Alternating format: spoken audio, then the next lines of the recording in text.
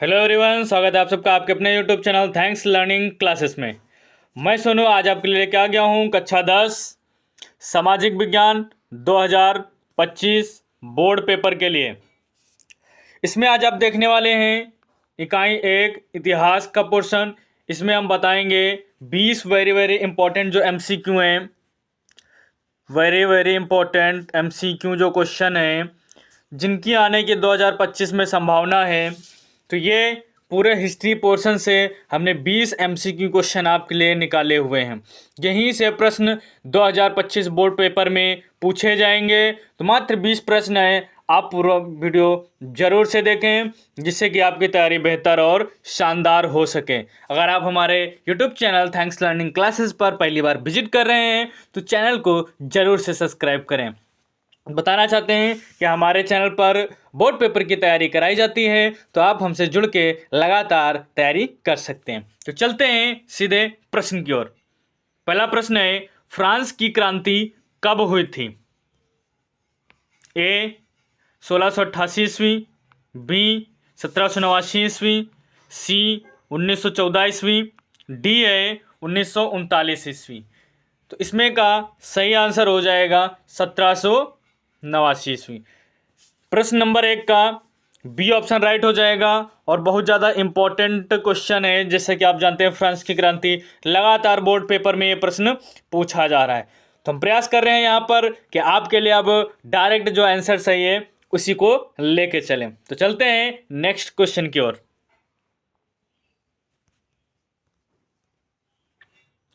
ये है दूसरा प्रश्न, नेपोलियन की पराजय कब हुई थी? बहुत ज़्यादा इंपॉर्टेंट प्रश्न है।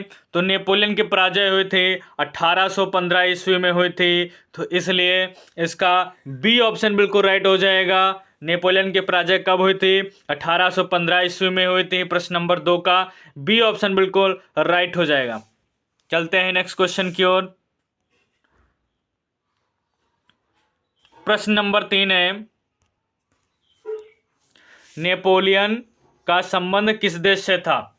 नेपोलियन का संबंध था फ्रांस से, तो इसका सी ऑप्शन बिल्कुल राइट हो जाएगा, फ्रांस हो जाएगा। नेपोलियन का संबंध किससे था? फ्रांस से था। इंपॉर्टेंट प्रश्न है, जरूर से आप याद कर लें, बहुत ज़्यादा इंपॉर्टेंट क्वेश्चन है, ध्यान रखिए। चलते हैं नेक्स्ट क्वेश्चन की ओर। प्रश्न नंबर 4, राष्ट्रवाद का प्रारंभ सर्वप्रथम किस देश में हुआ? तो किस देश में हुआ था? फ्रांस में हुआ था। तो प्रश्न नंबर 4 का सी ऑप्शन बिल्कुल राइट हो जाएगा, फ्रांस। और आप भी 2025 बोर्ड पेपर की तैयारी कर रहे हैं तो वीडियो को लाइक करते चले और चैनल को जरूर से सब्सक्राइब कर लें। ये क्वेश्चन आपके लिए मोस्ट इंपॉर्टेंट क्वेश्चन है जो 20 एमसीक्यू आपके लिए लेके आए हैं। बिल्कुल सेलेक्टेड क्वेश्चन है, इनको जरूर से आपको तैयार ही करके बोर्ड पेपर देने जाना है। चलते हैं नेक्स्ट क्वेश्चन की ओर। प्रश्न नंबर 5 है,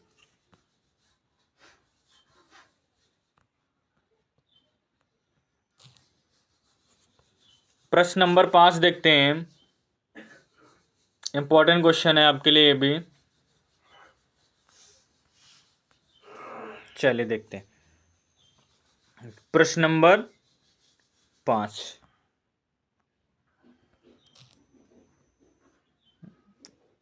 एक मिनट,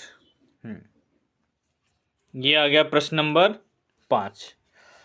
जुसेपी मैत्सिनी का संबंध था किससे था आपको बताना है।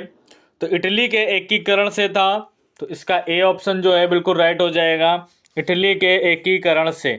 जुसेपी मैत्सिनी का संबंध किससे था? इटली के एकीकरण से था, तो ये वाला ऑप्शन बिल्कुल राइट हो जाएगा। प्रश्न नंबर 5 का ए ऑप्शन बिल्कुल राइट हो जाएगा। चलते हैं नेक्स्ट क्वेश्चन की ओर। प्रश्न नंबर 6,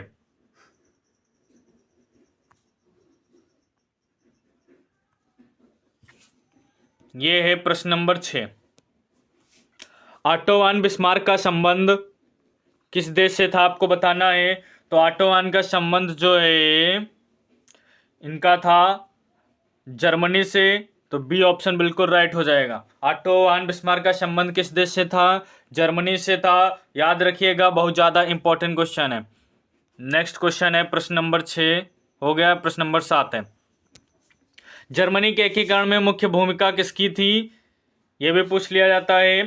तो ऑटो वान बिस्मार्क की। ये तो प्रश्न बहुत ज़्यादा ही पूछा गया हुआ है। ऑटो वान बिस्मार्क बिल्कुल राइट आंसर हो जाएगा। जर्मनी के एकीकरण में मुख्य भूमिका किसकी थी? तो ऑटो वान बिस्मार्क की मुख्य भूमिका थी। प्रश्न नंबर 8,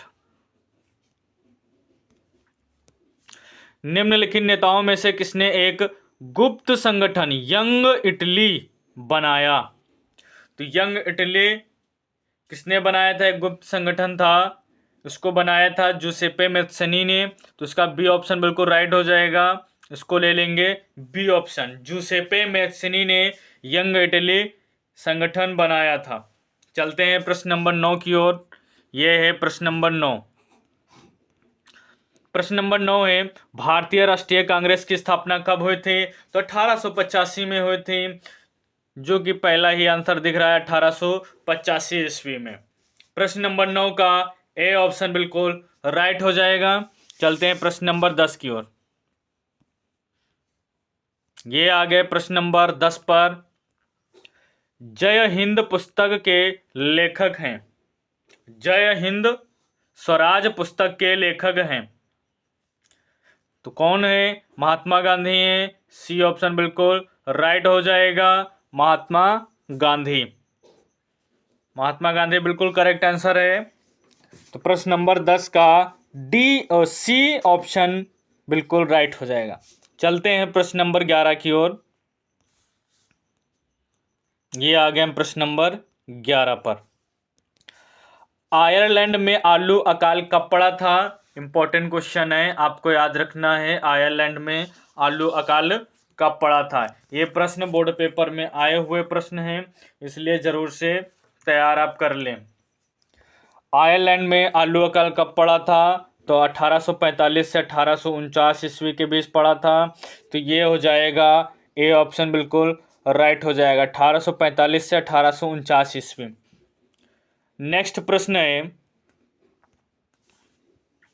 कार्न लॉ किस फसल से संबंधित है? तो कार्न लॉ आप जानते हैं किस फसल से संबंधित है। 12 का सी ऑप्शन सही हो जाएगा, ये मक्का से संबंधित है। सी ऑप्शन बिल्कुल राइट हो जाएगा। अब चलते हैं नेक्स्ट क्वेश्चन की ओर। ये प्रश्न पेपर में आया हुआ है, रिंडर पेस्ट का दूसरा नाम क्या है? तो रिंडर पेस्ट का दूसरा नाम क्या है? मवेशी प्लेग के नाम से भी जाना जाता है। तो बी ऑप्शन बिल्कुल राइट हो जाएगा, मवेशी प्लेग। प्रश्न नंबर 14 है, वर्ष 1944 में ब्रिटेन वुड्स सम्मेलन कहाँ आयोजित किया गया? तो अमेरिका में किया गया था। 14 नंबर प्रश्न का बी ऑप्शन बिल्कुल राइट हो जाएगा, अमेरिका। नेक्स्ट प्रश्न है,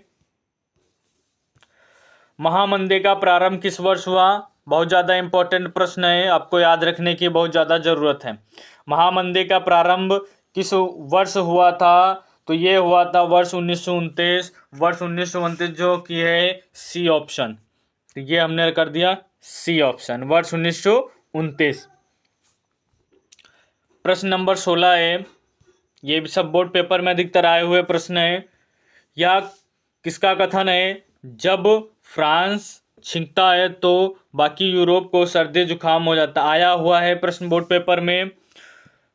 तो क्या हो जाएगा? प्रश्न नंबर 16 का डी ऑप्शन सही हो जाएगा, मैटरनिख ने ये स्टेटमेंट दिया था। तो ये डी ऑप्शन बिल्कुल राइट हो जाएगा। प्रश्न नंबर नेक्स्ट की ओर चलते हैं। 17 प्रश्न नंबर है, ज्योतिबा फुले ने कौन सी पुस्तक लिखी थी?